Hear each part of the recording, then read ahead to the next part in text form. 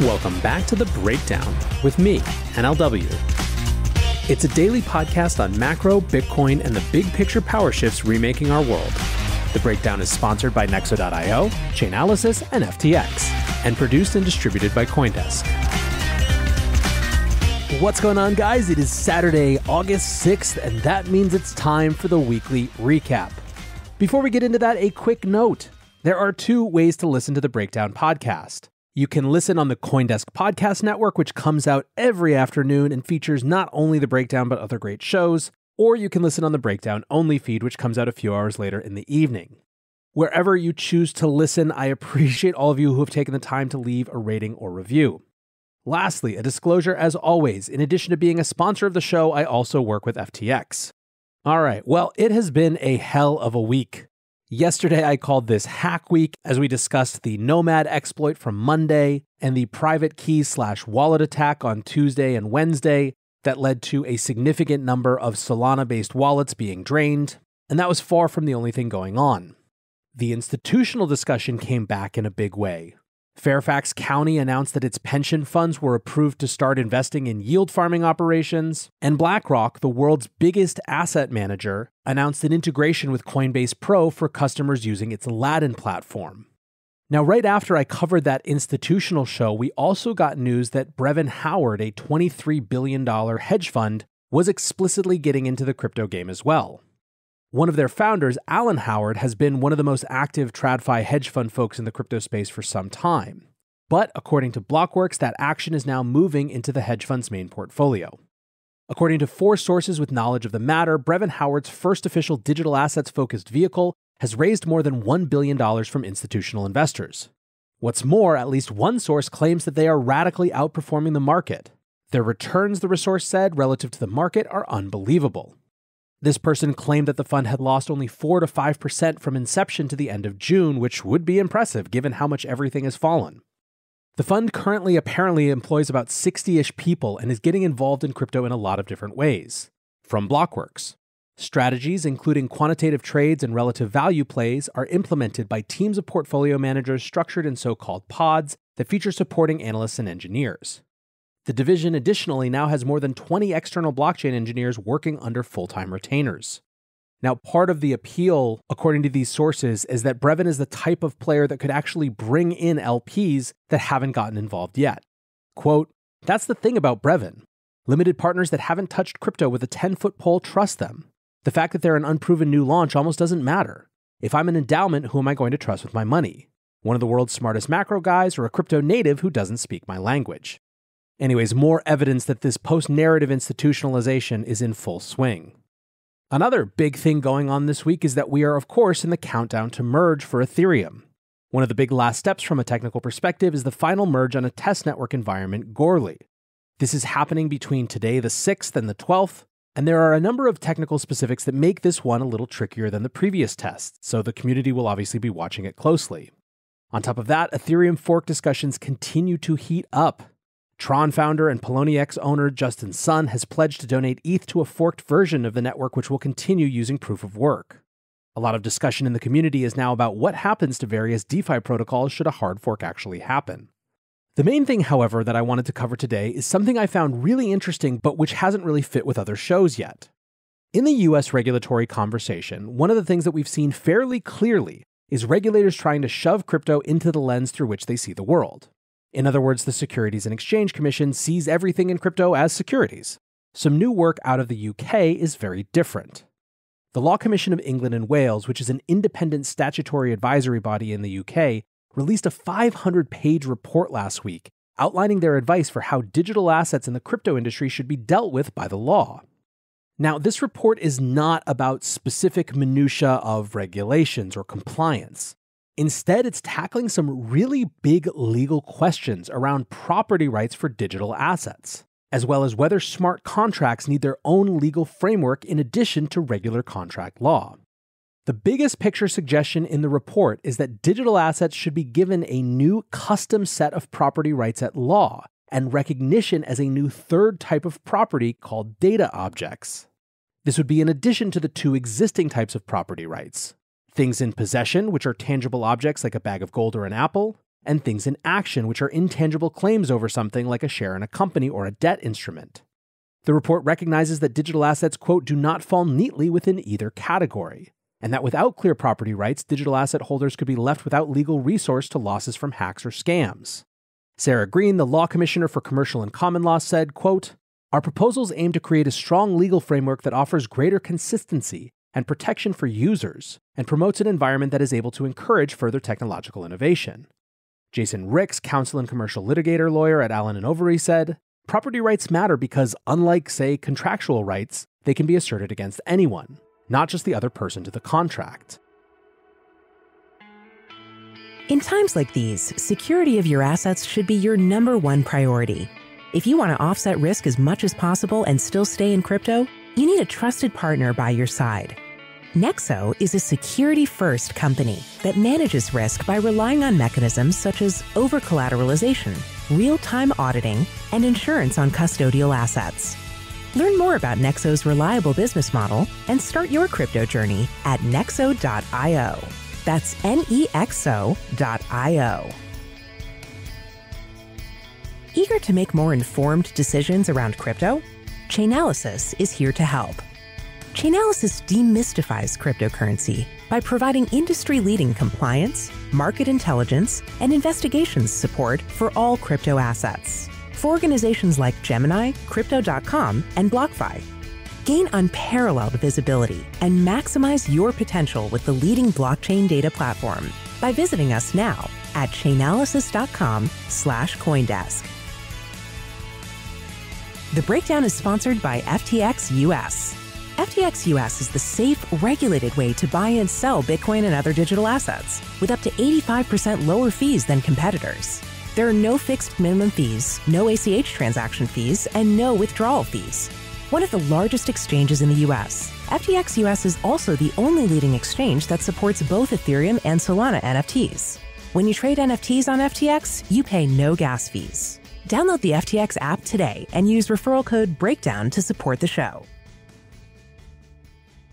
So let's dig a little bit deeper into this idea of data objects, a proposed third category of personal property.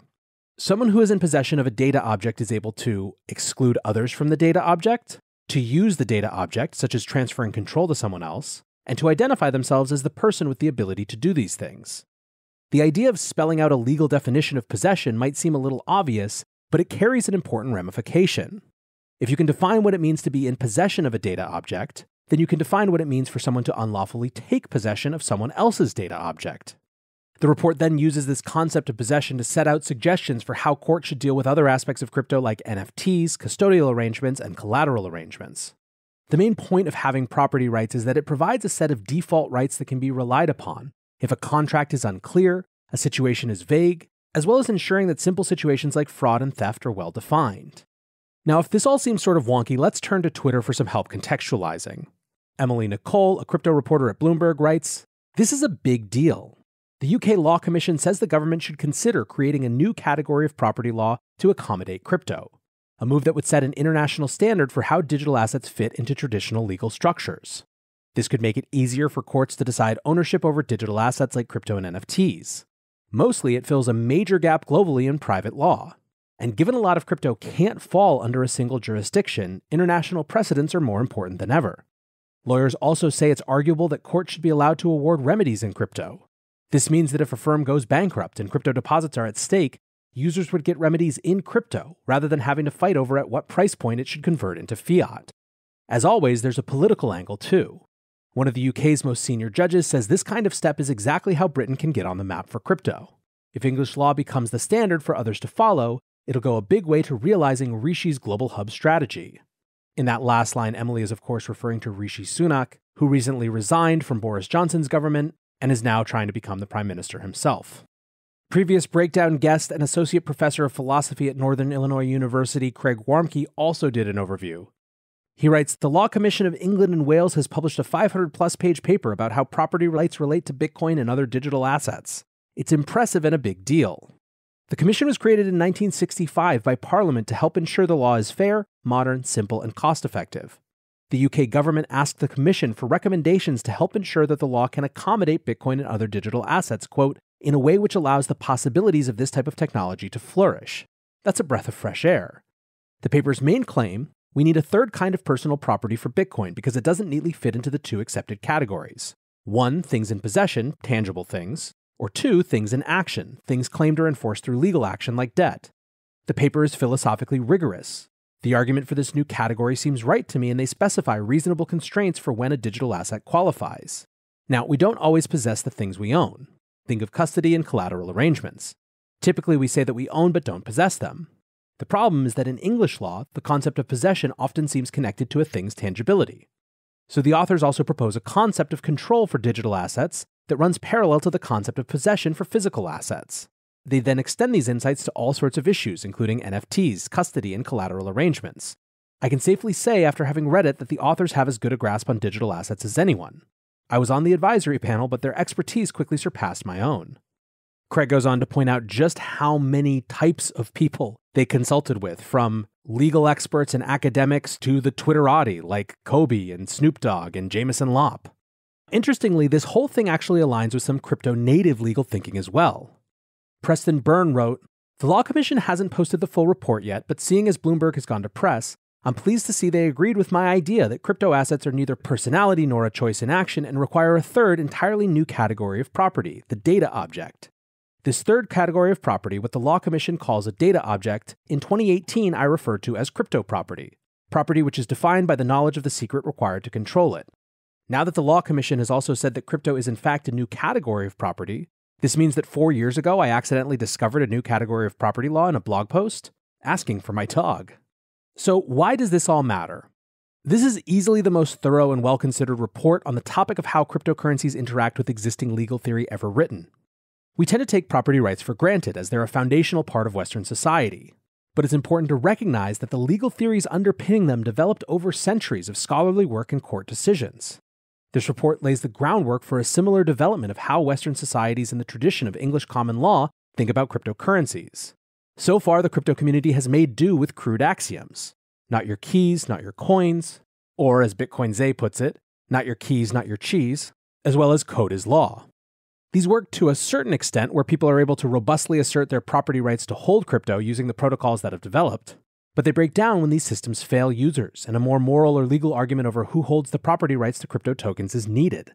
We often see this demonstrated during hacks and smart contract exploits.